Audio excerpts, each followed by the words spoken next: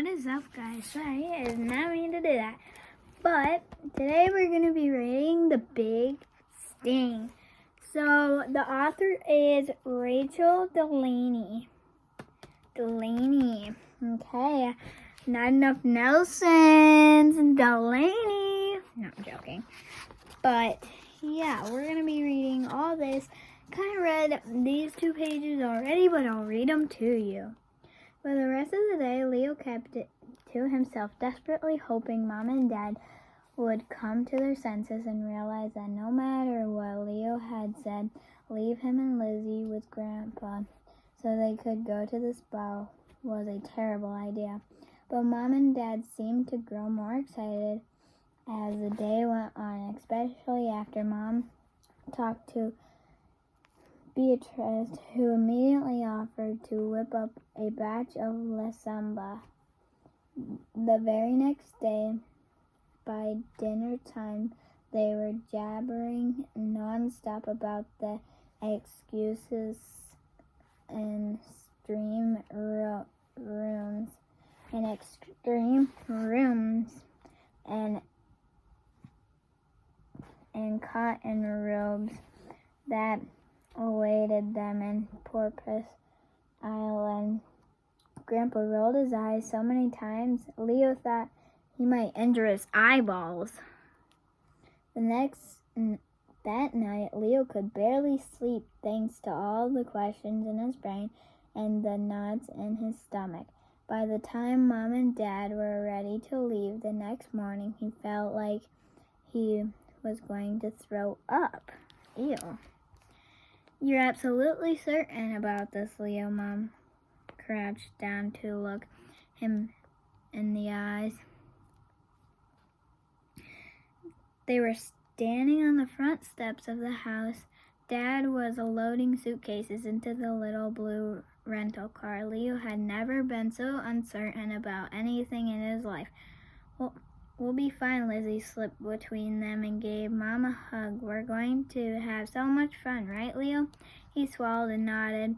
Dad shut the trunk of the car, jogged up the steps, and hugged both Leo and Lizzie at once. You're going to have a great time, he said, and with an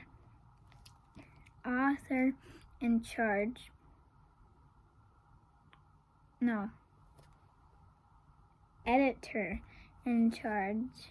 What could go wrong? Leo couldn't believe it. Here he was doing the most adventurous thing he'd ever done, and Dad was still calling him an editor. Grandpa said goodbye and went back into the house, but Leo stayed on front steps with Lizzie as Mom and Dad hopped into the car and buckled themselves in. He couldn't believe they were actually leaving, nor could he believe how quickly Dad backed the car out of the driveway and peeled off down the road. Dad never drove over the speed limit.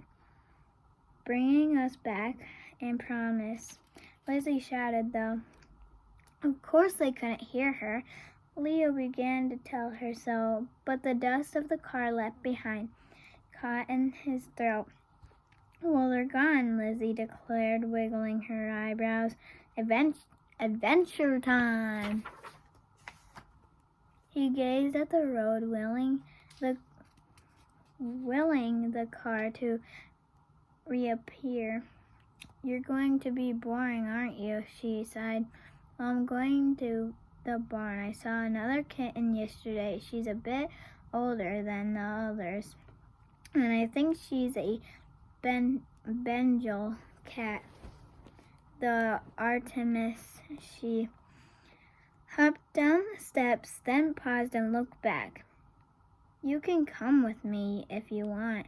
He didn't really, but he followed her to the barn because it was his job to keep an eye on her. And anyway, what else is he going to do? Inside, we watched as she coaxed a young cat out of one of the stalls. It had watchful green eyes and brown spots and cream color fur. That's the kind of cats I like. He could see why she thought it was a Bengal, though he was fairly certain and it wasn't. Bengal cats were rare and expensive. Pandora Alley had apparently paid $4,000 for Artemis. You have to keep your eye on the ground, Lizzie whispered as the kittens crept toward her. Pandora Alley says that wild cats sometimes feel threatened or challenged when he looks right at them. A lot of animals do, Leo told her, and Applewood accused 3. We had to avoid eye contact with the wild pigs, otherwise they would attack you. She wrinkled her nose. That's a video game, not real life. So what? He shot back. You got all your cat facts from Pandora Alley. She's the only one who has the adventure, not you. She shrugged. Maybe for now, but I will have adventure loads of them. Loads of them. The most irritating thing was that Leo knew she was right. 20 minutes later, Lizzie had lured the kittens right into her lap. Maybe it has an owner, Leo suggested grumpily. Or maybe it's just a really good cat tamer. Lizzie giggled as the cat reached up to bat her hair. We're definitely keeping this one, Leo shook his head but didn't argue. If Lizzie wanted to believe that, fine. Mom and Dad couldn't set her straight when they got back from their stupid vacation. Hours passed and Grandpa didn't appear once, not to make sure the roof hasn't collapsed or even to ask if they were hungry. Leo wondered if they'd be left fed for themselves for the next 4 days. Was this Grandpa's idea of fun? Or did he think that with an editor, an idea or fact? Or did he think that with an editor in charge, there was nothing to worry about?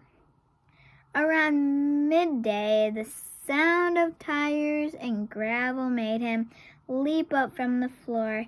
He dashed to the door, hoping to see the rental car returning and Mom and Dad tumbling out full of remorse for leaving their kids behind.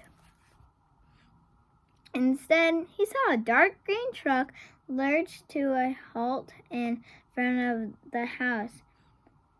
The words Jacobs of all traders were painted in big white letters on one side. Leo squinted and could just make out the driver and a middle-aged man wearing a cap the same color as his truck.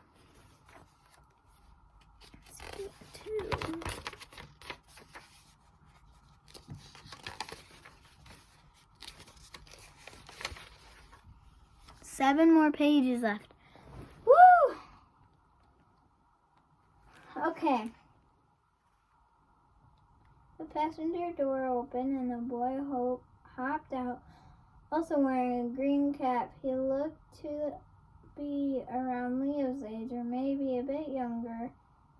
As Leo watched, the boy lifted a box of the truck bed, carried it to Grandpa's front steps, and knocked on the door. Is that Beatrice? Lizzie yelled from the stall. Uh-huh. Leo had no idea who this was. The front door swung open and Grandpa poked his head out. Leo was too far away to hear the conversation, but even from a distance he could tell Grandpa wasn't pleased. The boy picked up the box, carried it back to the truck, then returned moments later with a big brown bag. The driver tooted the truck's horn, and the boy dropped the bag at Grandpa's feet, then ran back to the truck and hopped in before he'd even closed his door. The truck was reversing down the driveway, scattering gravel in all directions. Grandpa grabbed the bag and slammed the front door. What was that about? Lizzie asked, appearing at Leo's side. No idea, he said. What do you think? I should call her, huh? Leo glanced at her. Who? My kitten, of course. I'm also positive she's female. He frowned. Maybe don't name her. His time in Applewood Crease had taught him you could never name the animal you'd eventually have to eat, and imagined this rule also applied to animals you eventually have to leave behind. It was best not to get. I guess the next page is so this is our last page till the next chapter. This rule also applied to animals you'd eventually have to leave behind. It was best not to get too attached. What? Nothing. How about lightning? She super fast or pounced.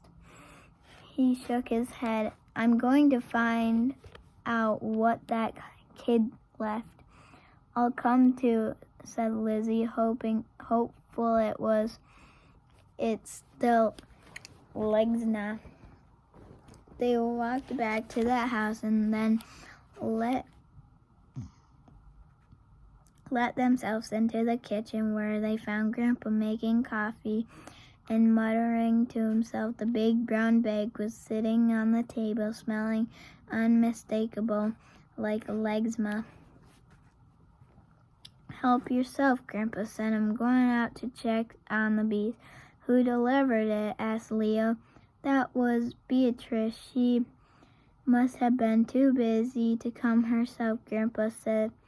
That was a local guy, Guachas, who runs a delivery service. He also does old jobs like fixing fences and opening people's car doors when they lock their keys inside. You can pay Quantos to do pretty well anything. He just might not do it well. Leo recalled the word painted on the side of Quantos' truck. Oh, I get it. He's a jack of all trades. Grandpa grunted to his caffeine pot. What does that mean? Lizzie opened the bag and peered inside. That smells so good. A jack of all trades and someone who does a lot different things. Leo explained that guy's name is Guantos, so he's a Guantos of all trades. That's what it said on his truck. Alright guys, that was the last page of chapter 5. We're not very far. Let me see the last chapter in this whole thing.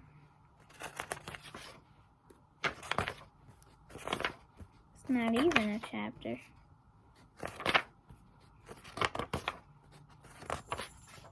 It's chapters long. 20 chapters. Only on chapter 6, so